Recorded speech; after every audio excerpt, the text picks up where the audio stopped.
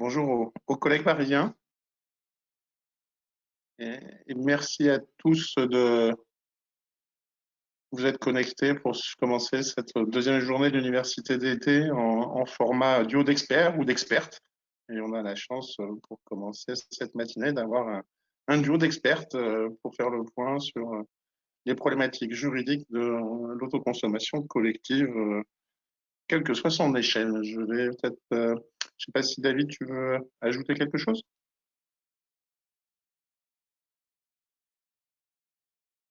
Voilà, maintenant j'ai du son, vous m'entendez normalement, oui. Évidemment, vous remercier toutes deux d'avoir répondu à notre demande de pouvoir partager votre expertise sur les sujets d'autoconsommation individuelle avec Tiers Investisseur, qui est un modèle qui intéresse beaucoup les adhérents d'Enerplan de manière générale. Et en particulier à Sylvie qui a repris au pied levé, et j'excuse effectivement, vous aviez vu le programme, Florian Ferjou, qui devait être avec nous ce matin, mais qui a eu un souci personnel. Et donc, je remercie vraiment Sylvie d'avoir pris au pied levé le remplacement de Florian et de nous apporter son expertise. Voilà, donc je pense qu'on va vous laisser entamer vos présentations. Je ne sais pas si vous aviez des slides à présenter, mais en tout cas, voilà, vous laisser introduire le sujet et on prendra au fur et à mesure les questions qui arriveront sur le module de questions où chacun peut évidemment s'exprimer et interroger les experts. C'est le but de cette journée.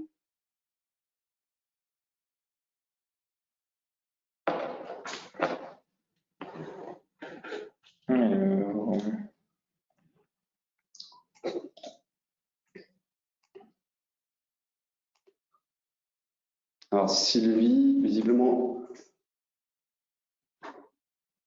on relie une demande d'activation.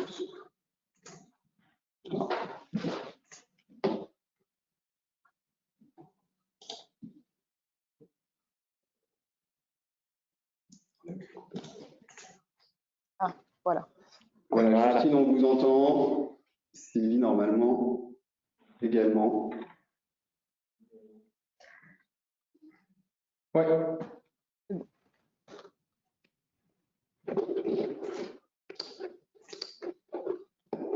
Le son fonctionne? Oui. Le son fonctionne, on vous entend. Vous m'entendez? Très bien. Bon.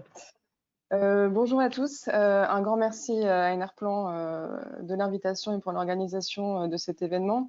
Donc je parle évidemment sous le contrôle de Sylvie, mais je pense que vous avez devant vous deux avocates plutôt heureuses parce que ce dont on a parlé l'autre jour, c'est que les projets se multiplient dans un environnement de plus en plus sécurisé et c'est notamment grâce aux nombreuses démarches évidemment menées notamment par Enerplan. Avec des montages contractuels aujourd'hui éprouvés et variés qui nous permettent de proposer des solutions sur mesure, des solutions de financement que Sylvie vous présentera également, voilà, qu'on peut adapter de plus en plus. Et je parle également sous le contrôle de Sylvie, mais je pense que les banquiers nous suivent aussi de plus en plus et un banquier a besoin de sécurité et elle est là. Notre rôle à nous, c'est d'identifier le bon montage contractuel qui va intégrer un ensemble de paramètres. Voilà, donc avant de rentrer dans le détail des modèles contractuels, il faut rappeler qu'on est dans une autoconsommation individuelle avec tiers investissement. Et ça, je le rappelle, puisque c'est encore des écueils que l'on retrouve dans le cadre de nos projets avec les risques juridiques associés, c'est qu'on doit demeurer dans une autoconsommation individuelle, même si le tiers investissement a été consacré par la récente circulaire du 5 juillet 2019, puis par la loi énergie-climat et le code de l'énergie, c'est-à-dire que l'identité entre le producteur et le consommateur doit être respectée. Il faut que l'électricité autoconsommée soit bien issue de l'installation de l'autoproducteur et la production et la consommation doivent avoir lieu sur le même site. Donc ça, c'est important. Le tiers investissement, effectivement, est consacré dans ce cadre-là, mais cet alinéa de l'article du Code de l'énergie, de l'article L315, est bien maintenu. Ce que l'on autorise aujourd'hui, c'est qu'un tiers puisse être propriétaire de l'installation d'autoproduction. Donc, l'autoproducteur n'a plus à être obligatoirement propriétaire. Il y avait un flou juridique, ça dorénavant c'est clarifié, et on nous autorise effectivement à une mise à disposition de l'installation par le tiers investisseur à l'autoconsommateur. Les formes de cette mise à disposition n'ont pas été toutes arrêtées. Il faut effectivement que le tiers investisseur mette à disposition de l'autoconsommateur, du bénéficiaire de l'électricité, l'installation au moyen de différents contrats. Il y a un contrat de location, contrat avec ou sans option d'achat que Sylvie vous présentera. On a également d'autres contrats, tout contrat qui emporte mise à disposition peut être conclu, tout cela évidemment avec le maintien des avantages fiscaux associés, c'est-à-dire taxe intérieure sur la consommation finale d'électricité, aussi dénommée CSPE, pour atteindre évidemment un modèle économique. Donc, une fois qu'on a dit tout ça, quels sont finalement ces modèles contractuels et pourquoi des modèles? Alors, pour juste peut-être dresser rapidement un panel de ces différents montages, je pense qu'ils sont peut-être de deux ordres, c'est-à-dire qu'il va y avoir les montages contractuels qu'on peut identifier sur le plan d'une exploitation commerciale, c'est-à-dire qu'on va avoir la location avec option d'achat ou encore le contrat de prestation de services d'efficacité énergétique, où là, on va avoir une rémunération qui va être liée aux économies d'énergie que le contrat permet, c'est-à-dire une diminution du volume d'énergie soutirée sur le réseau. On a ces contrats-là qui sont conformes sur un plan réglementaire, qui permettent justement d'entrer dans le cadre de cette mise à disposition et de bénéficier des exonérations fiscales.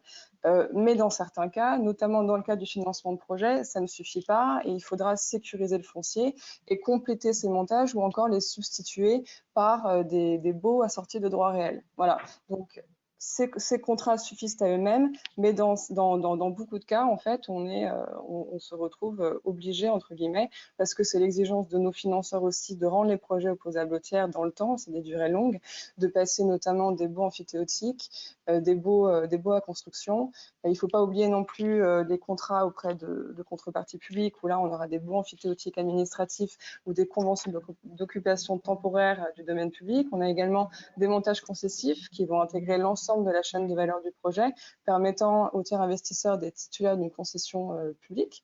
Voilà, donc il y a tous ces montages-là. Aujourd'hui, ce qui nous est demandé, c'est finalement, c'est quoi un montage contractuel optimal? Ça va être un montage qui va permettre de positionner une entreprise en tant que tiers investisseur dans une opération d'autoconsommation, lui permettant de valoriser l'électricité autoconsommée sans la perte des avantages fiscaux, auprès de contreparties publiques et privées, selon certaines modalités techniques, c'est-à-dire on est en autoconsommation totale ou en autoconsommation partielle avec revente du surplus, et là on va voir que le bénéfice des avantages fiscaux est conditionné dans certains cas, selon la modalité technique que l'on souhaite appliquer au projet, voilà, avec une fiscalité qui est à la fois un peu attractive et contraignante. Donc, il faut réussir à intégrer l'ensemble de ces problématiques à la fois économiques, commerciales et foncières pour pouvoir identifier le bon contrat. Donc, peut-être je vais laisser la parole à Sylvie, peut-être pour ce qui concerne le contrat de crédit bail et le financement de projet. Et moi, je vais également présenter un autre type de contrat, qui est le contrat de prestation de services d'efficacité énergétique, parce qu'on a un peu échangé ensemble et on sait les contrats finalement qui sont les plus utilisés, les plus demandés par nos clients pour des raisons qu'on va évidemment vous exposer. Et donc voilà, donc, Sylvie, je vous laisse la parole, si vous voulez. Merci Justine. Oui, alors tout à fait. Je pense que je vais en effet présenter un schéma sur lequel on travaille notamment en financement de projet. Mais avant ça, peut-être 4 remarques introductives sur l'importance de l'autoconsommation et du changement de modèle. Premièrement, je pense que le modèle peut véritablement changer. C'est vrai que le tiers investissement est possible, mais le tiers investisseur n'est plus nécessairement le sponsor. Alors évidemment, le modèle que je vais vous présenter, c'est un modèle où le tiers investisseur est le sponsor. Mais on peut changer le modèle qu'on a connu depuis le démarrage de l'ouverture à la concurrence, où les producteurs sponsors portent les projets, à mon sens, vers des modèles qui sont plus vers des modèles de prestation de services, qui présente de nombreux avantages par rapport à la détention d'un portefeuille par le sponsor. Ça, c'est une première remarque et je pense que l'autoconsommation est un biais pour la transformation de notre marché du photovoltaïque. Deuxièmement, il y a la question des subventions fiscalité. Les subventions, aujourd'hui, on s'en rend compte, ça prend du temps, ces projets. Il faut qu'elles se poursuivent jusqu'à la maturité du marché où là, on pourra passer sur des modèles certainement différents. Ensuite, il y a la question du foncier. Pour moi, dans des projets d'autoconsommation individuelle collective, on n'est plus nécessairement sur un modèle de droit réel. Il faut passer vers autre chose. Et le modèle que je vous présenterai, justement, ne donne pas de droit réel ni d'hypothèque ou de droit aux prêteurs dans le cadre d'un financement de projet parce que ça n'est plus vraiment le sujet, en fonction évidemment du risque de contrepartie, mais j'y reviendrai. Et quatrièmement, et ça c'est intéressant, Justine en parlera tout à l'heure, sur l'efficacité énergétique, il y a de nombreuses solutions et aides sur l'efficacité énergétique. Plus on fait de l'autoconsommation, plus on se rend compte que les projets d'autoconsommation sont des projets qui permettent d'économiser de l'énergie.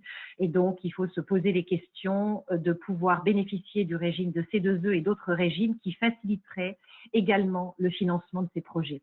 Voilà, donc ça, c'était sur les remarques introductives. Ce que je voulais vous présenter brièvement, c'est un projet, enfin, on en finance plusieurs, mais il y en a un actuellement qui est sur un projet d'autoconsommation individuelle large, c'est-à-dire de multiples projets d'autoconsommation individuelle financés en portefeuille, dans lequel la structure est que, de façon traditionnelle, les banques vont financer le SPV qui porte le projet qui en est propriétaire, donc le SPV appartenant, le SPV d'adoption pour réaliser les centrales, mais pas l'ONM, qui n'est pas à ce niveau-là. Ensuite, le SPV qui est propriétaire et qui a fait réaliser et construire les centrales, va les louer à un industriel. Alors, l'avantage ici dans l'effet portefeuille, c'est qu'on a de nombreux projets. On pourrait avoir une multitude d'industriels qui sont locataires, de multiples centrales.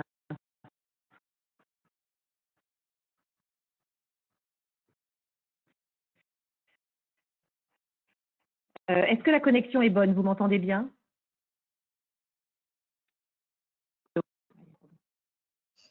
C'est assez haché. C'est assez haché, hein, ouais. C'est assez haché, effectivement, oui.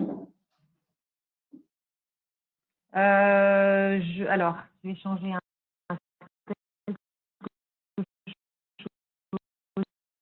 ici. Je ne sais pas, je pense que ça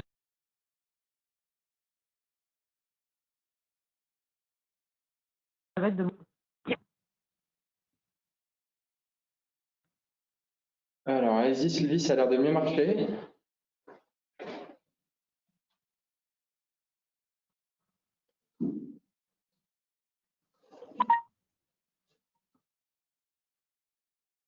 Alors, vous me direz si c'est mieux maintenant. Est-ce que vous m'entendez bien? Oui, très bien. Ou c'est haché? Bon, n'hésitez pas à m'arrêter, sinon je me mettrai en audio. Oui, Sylvie, il y a d'ailleurs une question si vous pouvez éclaircir le sigle SPD. Oui, pardonnez-moi. C'est vrai, le SPD, c'est la société projet qui est une société dédiée ad hoc pour porter un projet. Et ce type de montage a toujours été utilisé depuis des années dans tout type de projet, même bien avant les projets d'énergie renouvelable, pour avoir des structures dédiées à des prêteurs qui peuvent ainsi circonscrire les risques qu'elles prennent.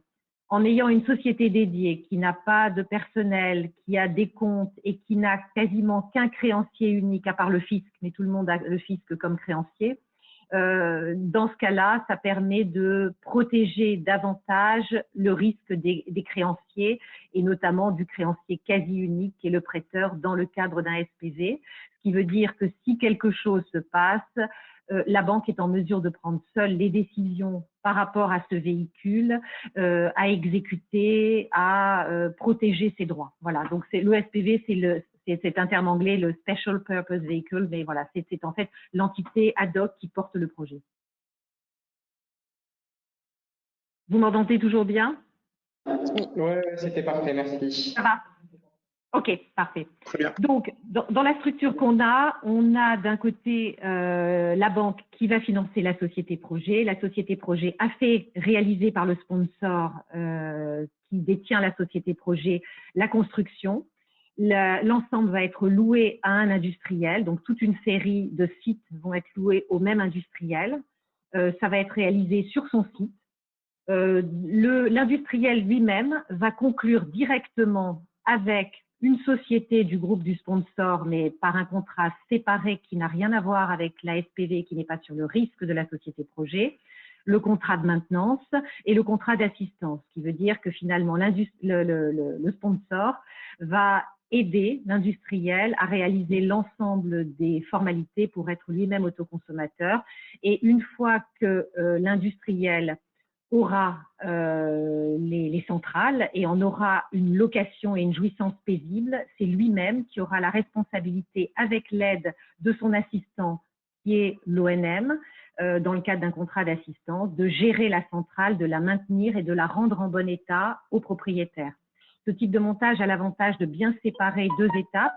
La société projet qui n'est qu'un propriétaire, la société, oui. Je pense qu'il y a des... Ouais, je vais me mettre autrement.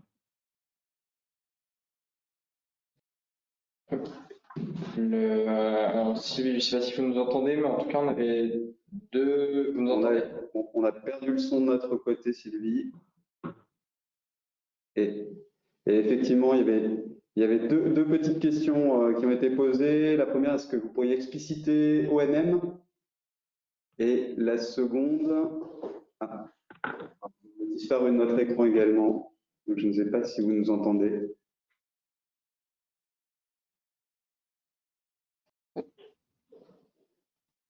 Moi, je vous entends. Mon son a été réactivé.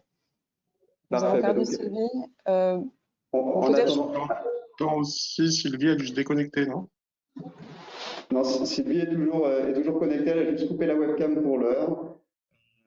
Et donc peut-être Justine, du coup, je répercute vers vous les deux questions. La première, c'est d'expliciter le terme ONM. Oui, ce sont les contrats d'exploitation-maintenance. D'accord. Quand vous scindez les prestations, vous avez la partie construction et la partie exploitation-maintenance. Là, Sylvie parlait d'un montage où on va effectivement scinder les montages pour bien répartir les prestations. D'accord. Et alors la seconde question qui a été posée sur le module, c'est y a-t-il des montages qui permettent simultanément de déconsolider le projet pour le client et d'être exempté de CSPE?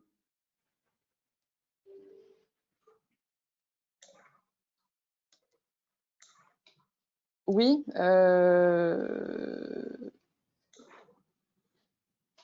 Alors, effectivement, par rapport à la déconsolidation, il y a des enjeux relatifs notamment à la norme IFRS que l'on rencontre dès lors qu'on a une location.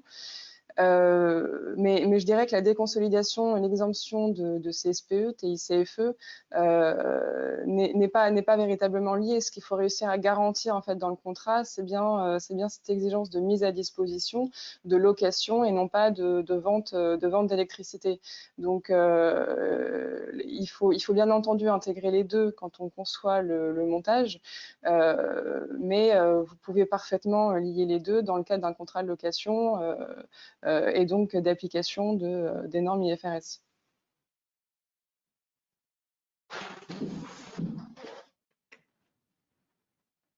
Très bien. Et alors, d'autres réactions en ligne. Beaucoup de petits installateurs écoutent avec, par exemple, des projets de propriétaires et ne sont pas des spécialistes de ces questions. Donc, c'était juste pour rappeler et demander d'expliciter les termes justement financiers, comme on a eu plusieurs demandes au fur et à mesure. Ensuite, une autre question, est-ce qu'il y a des documents de synthèse avec des organigrammes financiers types qui existent, des modèles d'affaires qui sont justement à destination de ces installateurs sur le terrain qui peuvent être amenés à monter des projets. Je vous laisse répondre, Justine, en attendant qu'on récupère Sylvie. Alors là, je parle également sous le contrôle de Sylvie. Il me semble pas. Moi, j'ai pas connaissance de ce type de document, puisque justement, ce sont des montages qui sont assez nouveaux, assez récents. C'est un travail qu'on co-construit avec les bureaux d'études et les financeurs. Donc là-dessus, il n'y a pas réellement de documents. Aujourd'hui, on arrive à faire ressortir certaines trames qu'on met à disposition de nos clients pour leur permettre justement d'industrialiser un petit peu les démarches et de dupliquer certains montages. Mais voilà, il y a quand même, il faut adapter chaque montage au projet et c'est difficile de ne pas faire du sur-mesure. Donc, mais on arrive quand même à finalement identifier des matrices de paramètres pour identifier le bon montage contractuel, une matrice d'aide à la décision. Ça, c'est des choses qu'on arrive à développer et à mettre à la disposition de nos clients. Mais des documents financiers qui ressortiraient et qui seraient notamment rendus publics, à ma connaissance, non. D'accord, parfait. Parfait. Alors ensuite, une question, si une société de projet, une SPV, porte plusieurs projets, qu'est-ce qui se passe en cas de revente d'un de ces projets? Est-ce que c'est possible déjà de ne revendre qu'une partie de l'actif total de la SPV? Et qu'est-ce qui se passe dans ce cas-là? Oui. Oui, il est possible de revendre une partie. Tout dépend de ce que vous avez mis dans le contrat. Tout dépend de voilà, une SPV, c'est un contrat de société. Donc il faut justement bien avoir prévu dans le contrat toutes les causes qui peuvent remettre en question le projet sur toute la durée de vie du contrat avec les différentes garanties. L'idée, c'est de justement, comme le disait Sylvie, c'est aussi de prévoir un petit peu des contrats séparés, notamment si vous avez un bénéficiaire, le bénéficiaire de l'électricité n'est pas le propriétaire du bâtiment. Là-dessus, voilà, il y a différentes modalités qu'il faut prévoir pour que sur la durée de vie du contrat, on n'ait pas de résiliation anticipée qui oblige à remettre en question tout le projet. Et ça, bien entendu, c'est co-construit avec les financeurs. Sylvie nous a pas rejoint. Alors Sylvie doit être en audio, mais on ne l'entend pas pour l'instant. Elle a coupé la caméra sans doute pour que ce soit plus fluide. Mais pour l'instant, on ne l'entend pas. Je viens de lui préciser qu'elle pouvait se connecter par téléphone aussi pour être sûr qu'on puisse l'entendre. Voilà. Donc elle va nous rejoindre, je pense, dans le plus vite possible. Question complémentaire, du coup, Justine, vous êtes sous le feu des questions. Le montage qui est proposé, donc, c'est un marché de location et non pas la vente d'un actif entre le producteur et le tiers investisseur consommateur. Est-ce que c'est bien ce modèle-là c'est une précision, est-ce que c'est bien ce modèle-là qui est mis en avant dans ce cadre-là?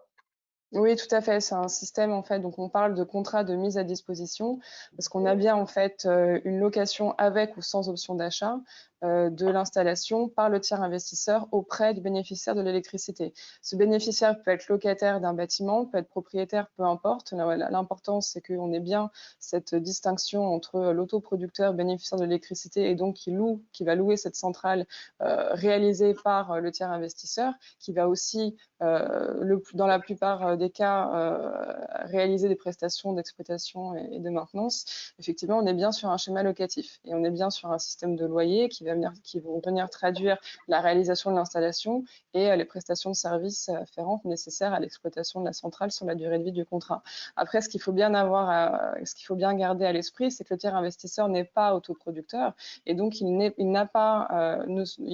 lui incombe pas toutes les obligations, les droits et obligations applicables aux producteurs. Voilà. Donc ça, c'est par exemple tout ce qui va concerner le raccordement, la revente du surplus. Voilà, on a souvent ces écueils-là dans les projets avec des business models où le tiers investisseur va bénéficier de la revente du surplus. Il faut bien faire attention un petit peu aux qualités de chaque co-contractant. On reste dans un schéma locatif sans vente évidemment d'énergie, sans fourniture de kilowattheure, avec des formules de financement qui ne vont pas être indexées sur le prix du kilowattheure.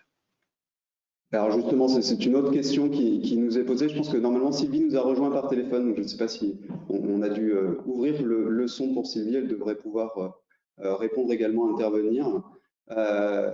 Et la question complémentaire là, qui fait écho à ce que vous disiez, Justine, à l'instant, c'est est-ce que dans ce contrat de location, il y a une possibilité de moduler le tarif de la location en fonction de l'électricité qui est produite, sans être qualifié en contrat de vente d'électricité, et qui du coup n'ouvrirait plus les mêmes avantages fiscaux, on l'a évoqué tout à l'heure, hein, sur la CSPE notamment.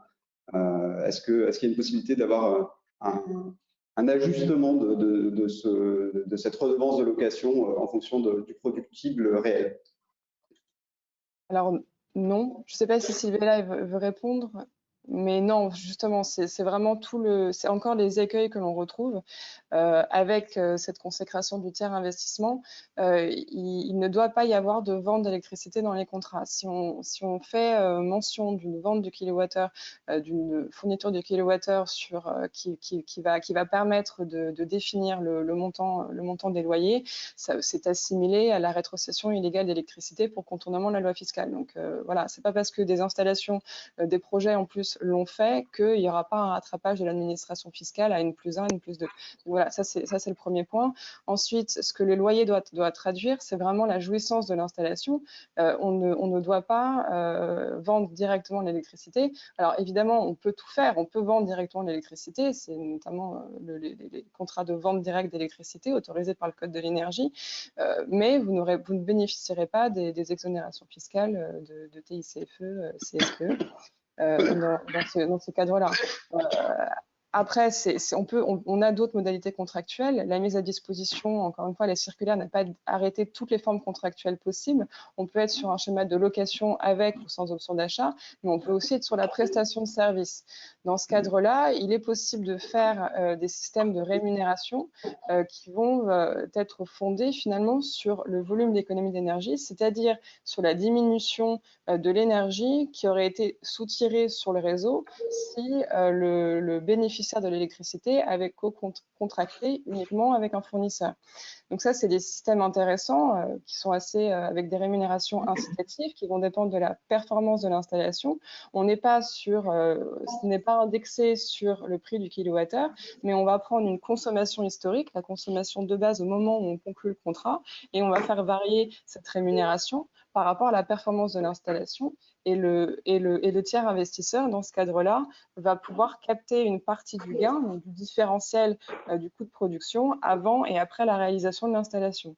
Donc voilà, c'était le montage que je voulais présenter un petit peu à la fin, mais on a plusieurs modalités contractuelles et c'est vrai que c'est les montages qu'on a l'habitude de faire le plus parce que selon les projets et selon justement la volonté de réaliser l'efficacité énergétique et la performance énergétique aussi des bâtiments de manière globale, c'est des montages qui sont assez intéressants et avec une rémunération incitative, donc des contrats assez performants dans le temps. Alors, je suis revenue parmi vous, j'espère que vous m'entendez. Donc oui, pour rebondir, c'est bon. Pour rebondir sur ce que dit Justine, absolument, je pense qu'il y a des montages différents d'indexation. Il faut être très attentif parce que pour tous ceux qui ont mis en place des montages qui tomberaient sous le coup de ce qu'a décrit Justine, de fourniture, ce seraient des opérations qui ne seraient absolument pas bancables parce que le risque est trop important de la remise en cause complète de la subvention et du montage. Et d'ailleurs, je pense que c'est un risque évident à partir du moment où le montage serait vu et revu par l'administration comme tel. Par contre, il y a toujours des modalités d'indexation qui ne matchent pas tout à fait ce qu'on voudrait par rapport au projet, mais il y a plusieurs façons de le faire sur l'indexation. Ça peut être une indexation sur le chiffre d'affaires, Ça se fait dans certains types de montages locatifs qui ne sont pas nécessairement dans les énergies renouvelables. Ça peut le faire sur une performance. Ça se fait pas mal sur les financements d'actifs meubles ou des actifs, des nouvelles machines, du médical, etc., où on va voir non seulement le chiffre d'affaires produit grâce à ça, mais également la performance. Si finalement la machine qui est louée à un locataire est très performante ou plus performante, et bien le propriétaire peut également bénéficier un petit peu de la contrepartie de cette performance. Donc, il y a des façons de faire pour avoir dans une location des montants fixes et des montants indexés. Évidemment, plus le montant, la partie variable est importante et qu'il n'est pas très facile d'anticiper les gains futurs, moins la banque voudra s'adosser en termes de risque sur cette partie variable et elle risque de faire son cas de base bancaire simplement sur la partie fixe. Ou alors, il faut avoir une maturation du marché qui montre que finalement, on peut avoir une garantie de performance qui est donnée par ailleurs et donc on neutralise le risque pour la banque. Voilà, c'était ce que je voulais ajouter. D'accord.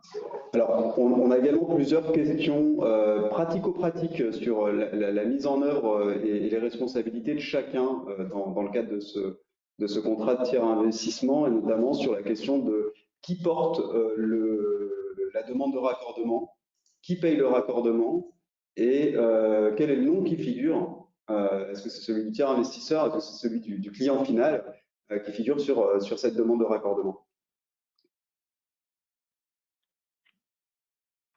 Sylvie ou moi? Alors,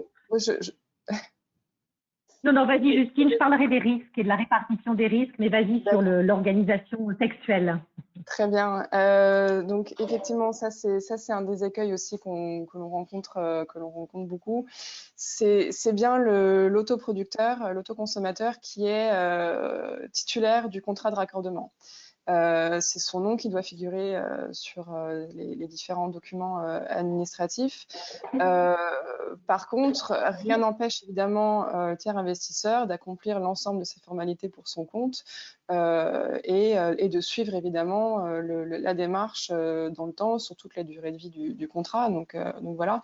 Mais voilà, ça c'est encore une fois, le tiers investisseur n'est pas producteur, c'est bien l'autoconsommateur qui a cette qualité, ce statut, et donc tous les droits et obligations afférents au producteur sont applicables à l'autoconsommateur, y compris tout ce qui va concerner les demandes de raccordement.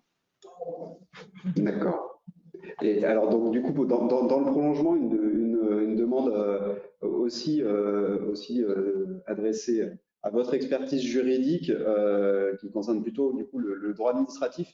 Est-ce que la mise à disposition d'une installation dans le cadre du tiers investissement qu'on évoque ce matin est possible dans le cadre d'une DSP, une délégation de service public? Est-ce que c'est un montage qui est valide, qui existe et qui peut fonctionner juridiquement? Alors, je crois que Sylvie voulait rebondir aussi sur la répartition des risques, mais je vais peut-être prendre le sujet de la DSP.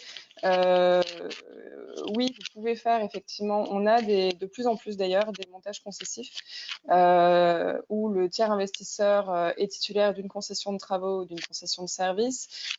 La qualification même de la concession va dépendre selon que vos panneaux sont considérés comme bien meubles, immeubles. Enfin bon, il y a plusieurs verrous juridiques auxquels il faut prêter attention pour que les contrats ne soient pas requalifiés.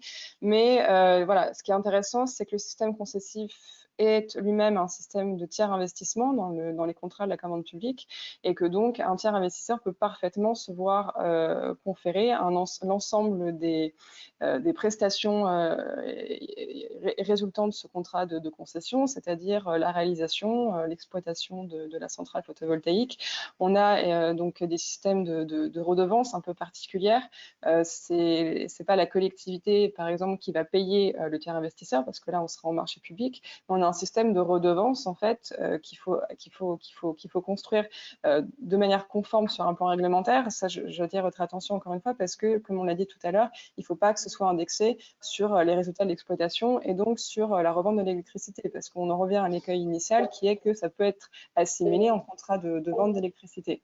Donc, il faut que la redevance soit, par exemple, fondée sur une économie d'énergie. Voilà. Donc ça, je ne vais pas rentrer dans le détail des clauses qu'on fait, mais en tout cas, c'est possible et mais comme c'est un contrat global de tiers investissement, bien entendu, ça rentre parfaitement dans le cadre de la circulaire du 5 juillet 2019.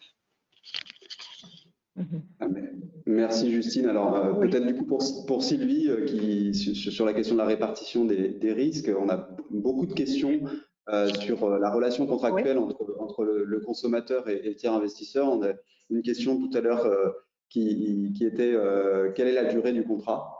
Ensuite la question très importante de la défaillance de l'autoconsommateur. Qu'est-ce qui se passe dans ce cas-là? Est-ce que le tiers investisseur a possibilité de récupérer son investissement, d'injecter sur le réseau, d'établir un contrat en agrégation? Est-ce qu'il y a des démarches particulières dans ce cadre-là? Voilà, je pense que c'est déjà une question vraiment de relation entre le client potentiellement défaillant et celui qui prend le risque de l'investissement pour son compte. Alors, la question d'abord toute simple de la durée du contrat, on va être dans la même logique des financements de projets. Voilà, on va construire finalement un business plan par rapport à la durée du bénéfice du tarif lié à l'autoconsommation, et le contrat de location va se mettre en place sur une durée identique ou éventuellement supérieure, mais pas inférieure. Donc ça c'est une première chose. Ensuite, en termes de risque, il y a beaucoup de modèles qui existent. Mais si on prend le modèle qui semble être préféré aujourd'hui par les producteurs sponsors, c'est-à-dire ceux qui vont posséder l'installation et se faire financer par des banques sur un mode de financement sans recours, les banques vont prendre le risque de contrepartie, et il y en a deux. Il y a le sponsor au titre du contrat d'EPC, et il y a l'industriel qui va être le deuxième risque. Parce que finalement, dans ce fonctionnement-là, la banque va financer la construction et le fait que la centrale sera exploitée par un utilisateur. Le sponsor, lui, va prendre généralement, comme d'habitude, le risque EPC à l'égard de la banque, et il va prendre le risque maintenance à l'égard de l'industriel. Et l'industriel, finalement, va, au titre de la location, porter le risque de revenu, donc de l'utilisation de la centrale. Il va devoir avoir ce risque de contrepartie financier, de payer ses loyers pendant toute la durée, et de s'assurer également que la centrale est particulièrement bien maintenue, en bon état, et il portera ce risque-là. Ensuite, il portera également vis-à-vis de la banque et de la société projet le risque lié à l'occupation, parce que très souvent dans ces projets-là, et la raison pour laquelle moi je suis d'avis qu'on n'a pas besoin de créer des droits réels, c'est que très souvent ces industriels sont sur des terrains qui leur appartiennent long terme, ou alors organisés par une réserve foncière appartenant au groupe de l'industriel, et qu'il n'est pas nécessaire de prendre des droits réels sur ces terrains-là, mais d'avoir des droits d'occupation que les organise. À partir du moment où l'industriel, en tant que contrepartie de la société projet et de la banque, prend ce risque-là, on peut le faire porter sans avoir une constitution, une hypothèque, etc. Voilà. Donc, je dirais que c'est ces trois grands risques. Le risque actif et construction sur la banque, le risque de la bonne construction et du service sur le sponsor, et le risque tarif, et le risque foncier et le risque contrepartie sur l'industriel locataire. Parfait, je pense que ça répond également en partie, peut-être qu'il y a des ajouts à faire, à une question un peu provoque, on va dire, de Clément Brossard sur finalement le tiers investisseur dans ce modèle-là, il joue un peu le rôle d'une banque. Et la question est quel est du coup l'intérêt pour ces maîtres d'ouvrage qui auraient les ressources financières, qui auraient l'apport nécessaire, qui auraient accès à une dette bancaire classique, d'aller s'orienter vers ce modèle? Alors, en effet, le montage de demain pourrait très bien être un crédit bailleur ou une banque qui finance directement l'industriel et qui le fait, mais ça veut dire que l'industriel dont le métier n'est pas le photovoltaïque devra avoir des équipes internes et puis faire le métier quand même que les sponsors peuvent faire et les développeurs, c'est-à-dire savoir comment avoir le meilleur tarif, comment optimiser, comment faire le design d'une centrale, la construire au mieux, comment lever aussi de la dette, parce que En constituant un patrimoine, on met en place parfois des projets portefeuilles qui permettent d'avoir des coûts de financement qui sont baissés, tandis qu'un industriel qui va faire une opération unique, ça lui coûtera plus cher en ressources internes et puis en expertise également qu'il devra acquérir et en financement. Voilà. Après, oui, tout est possible. Hein. Des très grands groupes qui ont des équipes internes peuvent très bien se passer aujourd'hui des producteurs et des sponsors pour faire ça. Très bien, merci Sylvie. Alors là, on est sur un modèle où l'autoconsommateur est un autoconsommateur professionnel. Et on a une question qui nous est posée par Michel Lamotte sur, en pratique, si on est plutôt sur du résidentiel. Si c'est un propriétaire de maison, par exemple, qui souhaite installer une centrale photovoltaïque sur le toit de cette maison qu'il met en location, on comprend que les formalités sont donc au nom du locataire qui serait autoconsommateur et que les contrats Enedis et EDF Obligation d'achat éventuellement passeront d'un locataire au suivant. Ce propriétaire, est-ce qu'il doit simplement récupérer sa mise, entre guillemets, en demandant un loyer un peu plus élevé dans le modèle contractuel, en faisant l'hypothèse que la production et l'usage par le locataire sera à son bénéfice, mais sans modifier ce montant d'une année sur l'autre pour ne pas être requalifié en contrat de vente d'énergie? C'est voilà, comment est-ce qu'on gère cette possibilité de mise à disposition finalement? Je suis pas sûre de comprendre le modèle. Le modèle, c'est des individuels, donc des particuliers qui veulent faire installer une centrale et qui l'installent, qui s'en occupent. C'est-à-dire, ils font eux-mêmes toutes les démarches ou il y a quelqu'un qui s'en occupe. J'ai pas compris quelle est la contrepartie. Le modèle, en fait, c'est une maison mise en location auprès d'un locataire particulier qui dispose d'un actif de production sur le toit en autoconsommation, dont le bénéficiaire est le locataire et non pas le propriétaire de la maison et de l'actif. Donc finalement, c'est une forme de tiers investissement puisque c'est le propriétaire qui aura investi pour équiper le toit de cette maison. La question, c'est comment est-ce que le contrat du coup d'autoconsommation avec éventuellement du coup la revente de surplus passe d'un locataire à un autre s'il y a changement de locataire. Et comment est-ce qu'on valorise ça dans le loyer qui est finalement le loyer de l'habitation, et est-ce qu'on peut le faire évoluer d'une année sur l'autre? Est-ce que c'est dans les charges? Est-ce que c'est dans le loyer principal? Est-ce qu'on peut le faire évoluer d'une année sur l'autre sans être requalifié en vente d'énergie?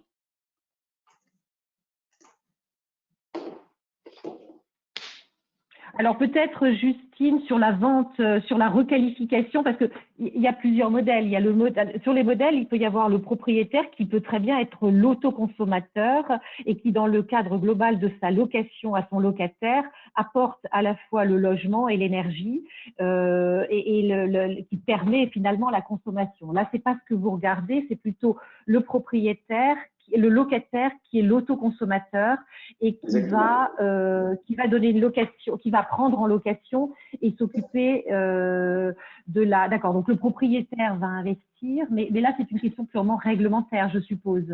Donc peut-être Justine sur le plan, c'est pas du tout une question de la façon de le financer, c'est plutôt une question réglementaire de s'assurer qu'on tombe pas dans le cadre d'une fourniture d'énergie.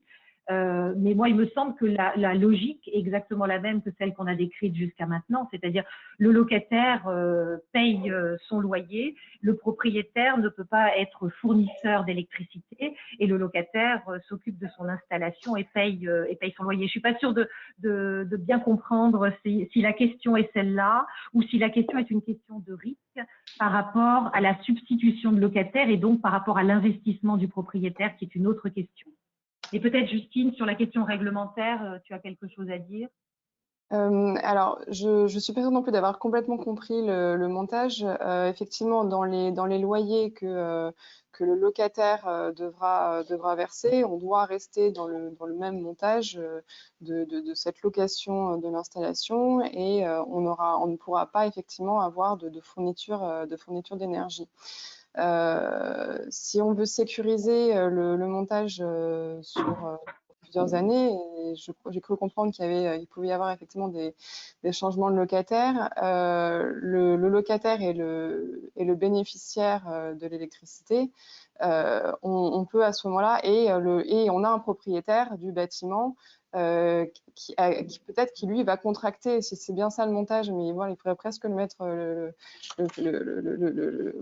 mettre sur papier. Enfin, il faudrait qu'en fait le propriétaire conclue un bail avec un tiers investisseur pour justement sécuriser cette assiette foncière, et que le locataire, lui, conclut aussi un contrat de location de l'installation cette fois, où là on aura sécurisé le foncier, on aura assuré ce schéma de mise à disposition de l'électricité, et en fonction des changements de locataire, de prévoir un transfert éventuellement des contrats d'un locataire vers un autre.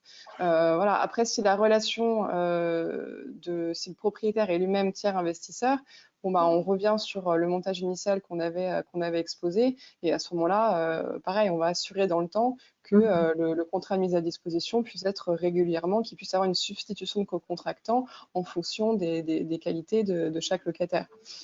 Voilà.